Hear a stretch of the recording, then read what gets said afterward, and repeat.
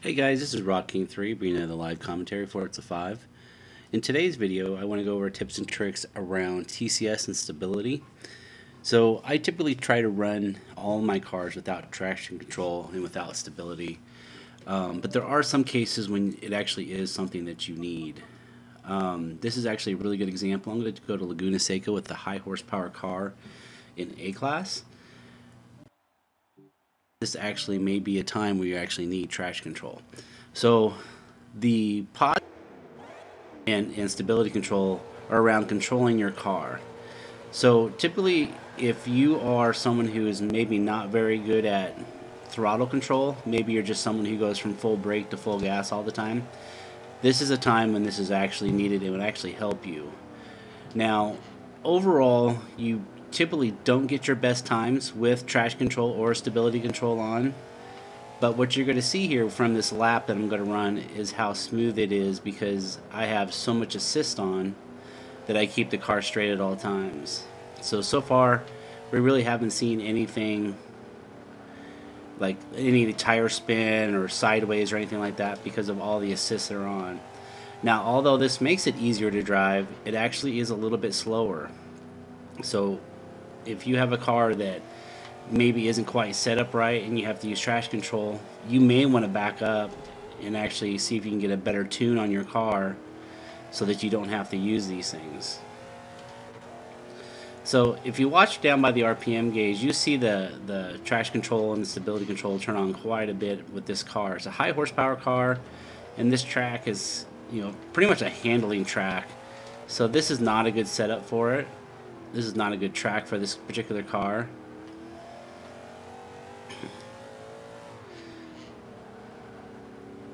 I'm going to take this lap and I'm going to take a full lap. I wanted to show you off the line because you saw the RPMs like shoot up and peel out, and then traction control takes over and then pulled it back down. So I was still in first gear before I had to shift. I was still not having to shift a second to get traction. I could stay in first. Alright, the rival on the track is actually myself with a Caterham, and it did not handle very well, but we'll see what the difference is here. I don't know. It was about 600th place, maybe 700th place. Wasn't real good.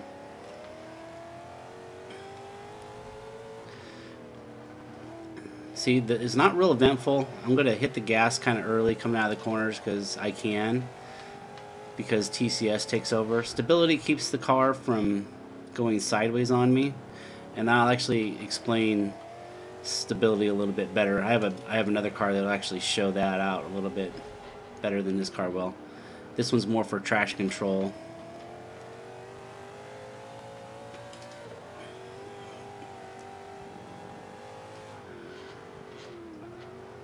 Oh, no. We're gonna back up because I should have made that turn. Well, there we go. This is bad. We'll lock them up. Let's try that again.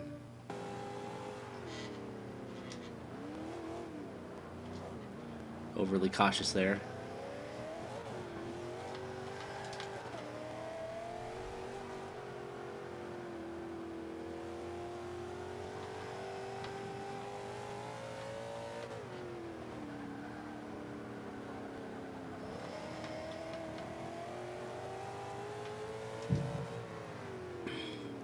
So what I'm losing here with traction control is I'm losing acceleration because it's telling the engine don't give it so much horsepower, so I actually accelerate a little bit slower.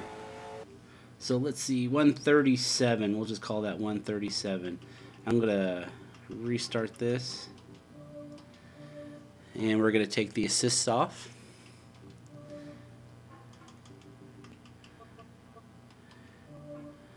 And 137. So my rival was 637. So this time you're going to see a lot more events here. You're going to see a lot more wheel spin. You're going to see a lot more car going sideways.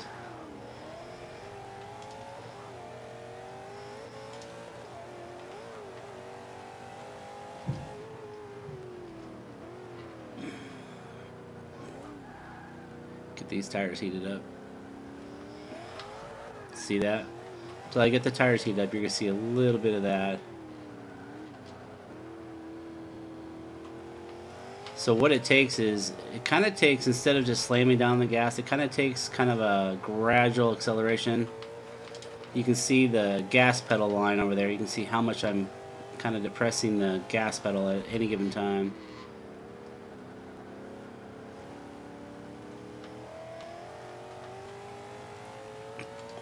But even at half pedal, I'm probably getting more horsepower to the car than when traction control is on, because traction control is working really hard to make the wheels not spin, and I can kind of put it on that edge.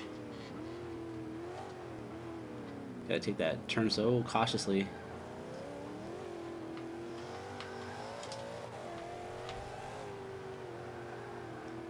So it takes a lot more throttle control, especially with high horsepower cars that are not quite set up for the track you're on.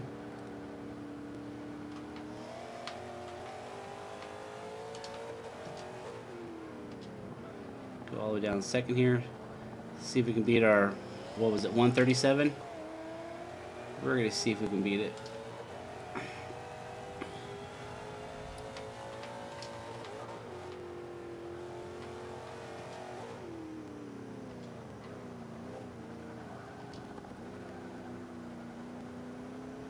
So a lot more cautious, and then into the gas I got to be really throttle sensitive about it so I don't hit it too hard too fast. I got to wait for the car to kind of straighten out a little bit.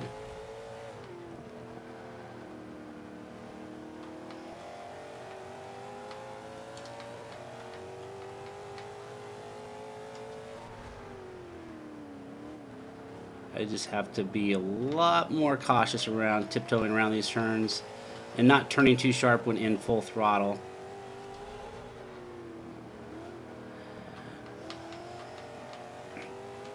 Now, throttle control on this car is a lot more difficult than if you have a car with lower horsepower, you know, in the lower classes. This is A class.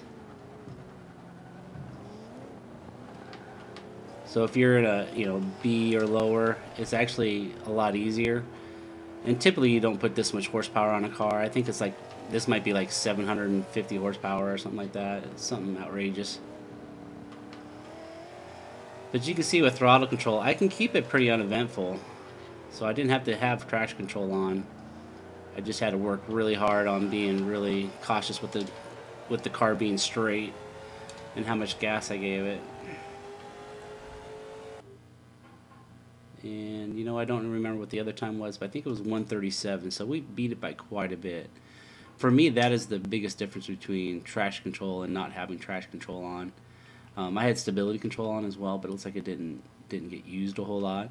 So I want to separate out stability control as well. So I'm going to be right back with another. Alright, and I'm back. So I'm going to run first with it off, because I kind of want to demonstrate the differences between the two. This is the McLaren that we used a couple of months ago in the challenge. I don't remember which racer it was, but there was a monthly challenge from turn 10.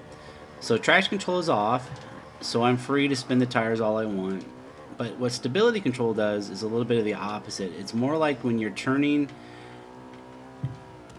and when you're slowing down. So this car has a tendency, you'll see after I get into a couple of turns here, this is really, really slow. Let me show you this. See that right there? That's nothing. Traction control could not fix that. That is actually at the wrong spot for traction control. Traction control is just forward. So this car slides out quite a bit. And I did revert it back to stock, just like we did in the competition. That really shows you kind of what, I mean, it's a sliding machine, drifting monster. And if someone paid $300,000 for this car or whatever it is, they paid too much. So I'm not going to do a full lap, but I will, or you know, full lap after the start. I'm just going to finish this lap real quick, just so you can kind of see what this car tends to do.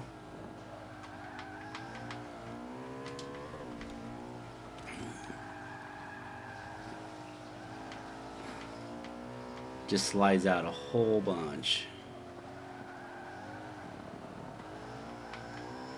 I'm trying to throttle control it a little bit, but this car is, like I said, on the extreme for the slide.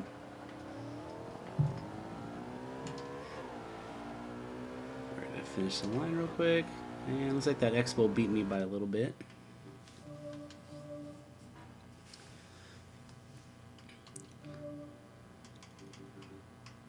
So we're going to go to stability control only. And you'll see that this car will start the pitch out, but it'll actually catch itself. And the way that it does that is it actually has a computer system that works with the brakes. So it's good that it keeps you straight. It's bad that it slows you down. It just puts more drag on the car because it's trying to control the pitch of your car. See, I wasn't even hitting the brakes there after it started squealing, and it kept squealing. So traction control is to make it go fast forward. You see the stability control turned on a little bit there. There it is again. It's because I'm going to hit the gas a little early out of this turn here. It's trying to straighten it out. And it does, but at the cost of a lot of momentum and a lot of speed. So this is actually one assist I do not use at all. Generally what this means is that my car is not set up worth a darn.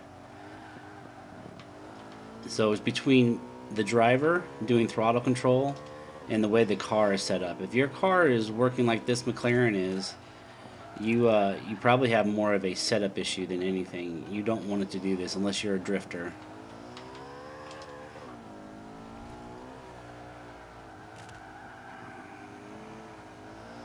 Stability control is turning on, and I am pushing the corners a little bit here. I'm not throttle controlling very well.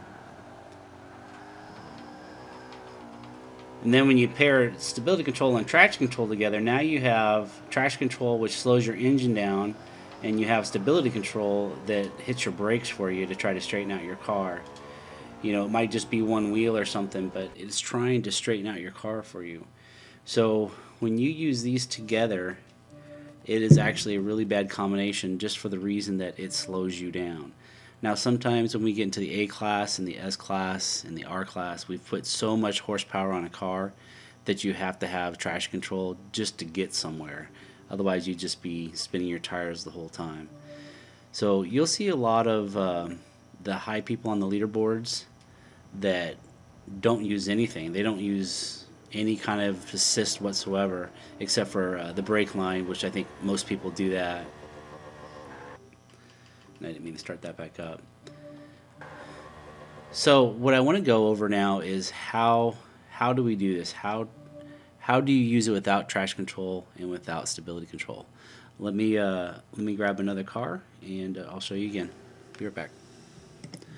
Alright, we're going back to the same track with the same car. However, I put a tune on it.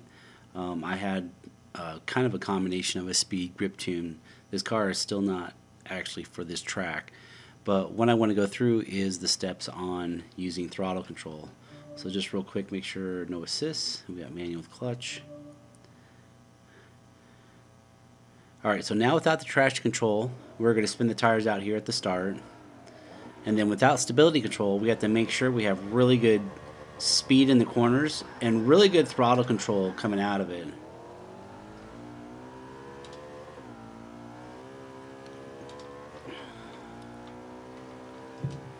And I probably went too fast in that turn. See, look at the gas pedal over there. See, I'm about half, and then I wait for the car to straighten out, and then I full throttle it. So I'm keeping it under control by going into the turn at the proper speed and then coming out of it as straight as possible before I hit the gas full.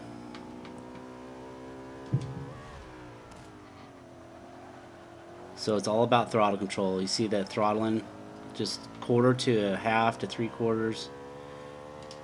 You got to kind of get used to the feel of it a little bit.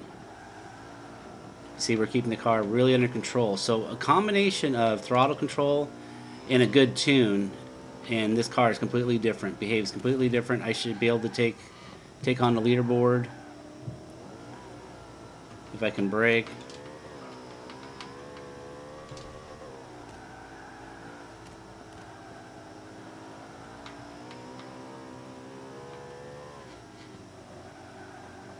And then just half and then full.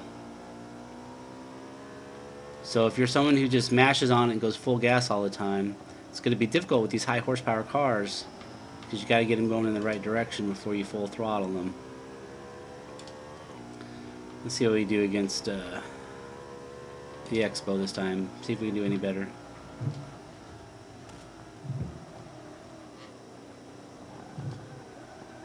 Granted, it's an Expo, so.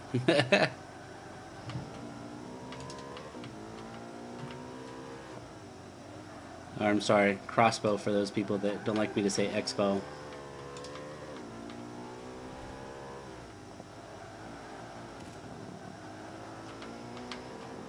See, I'm able to keep the events under control. I don't have anything too bad.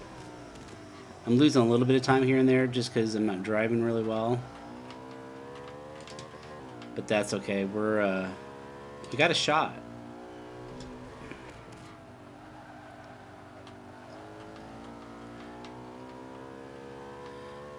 Again, this car is really not made for this track, so bear with me on this. Ooh. On this video.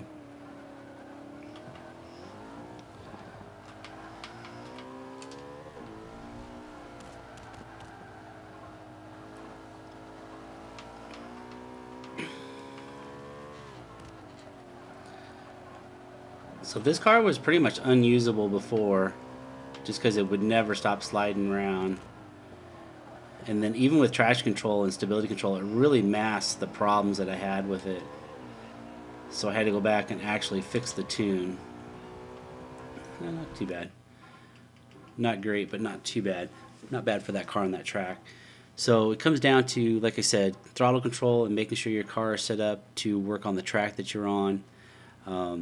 Traction control is something you can use on occasion, especially with the super high horsepower cars that you can't get anywhere in first, second, third gear. Sometimes you can fix that with gear ratio, but sometimes you just need traction control. Take a look at the leaderboards. You'll find a lot of the top people don't use too many assists. Sometimes they use traction controls in the higher levels, but if you go down to the B, C, D classes, you're going to see the majority of the people in the top 10, top 50, top 100 don't use any assists whatsoever. So if you can, try not to use these assists. Try to tune your car so that it doesn't need to use those assists.